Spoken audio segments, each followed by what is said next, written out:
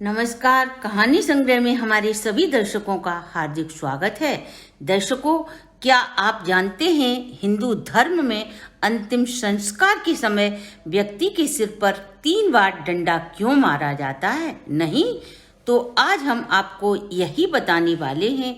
इससे पहले अगर आपने हमारे चैनल को सब्सक्राइब नहीं किया तो प्लीज जल्दी से सब्सक्राइब कर लीजिए। दर्शकों, इस पृथ्वी पर अगर कुछ सत्य है तो वह है मृत्यु। राजा हो या रंक, साधु हो या फकीर, सभी को एक दिन मृत्यु अपने गले लगा लेती है। दर्शकों, हिंदू धर्म में 16 संस्कार बताए गए हैं। इन्हीं 16 संस्कारों में एक है व्यक्ति का अंतिम संस्कार। अंतिम संस्कार करते समय कोई त्रुटि न रह जाए और मरने वाले व्यक्ति को सद्गति प्राप्त हो, उसके लिए अनेक धर्मकर्म किए जाते हैं।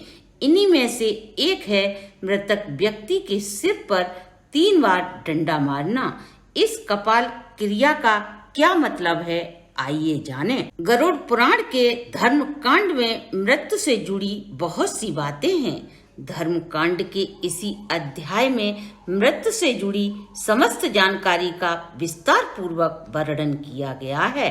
धर्म पुराण के अनुसार कपाल पर डंडा मारने का क्या अभिप्राय है, इसी से जुड़ी यह जानकारी हम आपके सामने शेयर कर रहे हैं।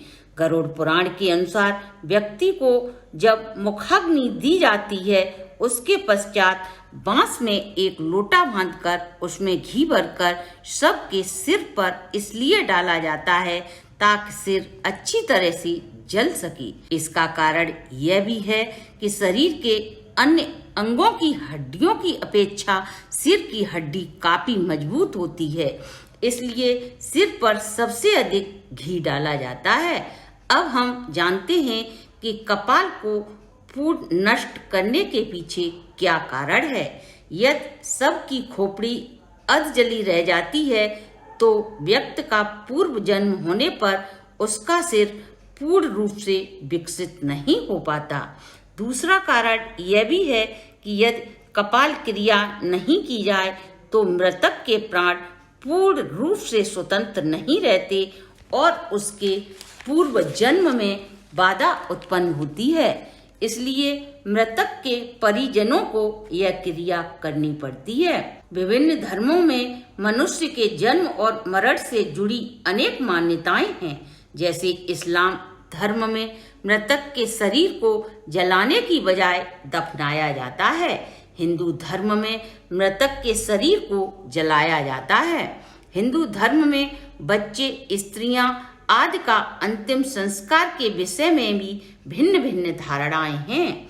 श्राद्ध चंद्र का एक पुस्तक है, उसमें सिर को ब्रह्मा का वास बताया गया है। इसलिए शरीर को पूर्ण मुक्ति प्रदान करने के लिए कपाल क्रिया की जाती है।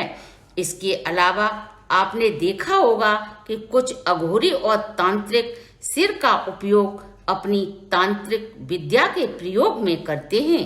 यदि ऐसा हमारे प्रिय व्यक्ति के साथ हो जाए तो उस व्यक्ति को मोक्ष मिलना असंभव हो जाता है।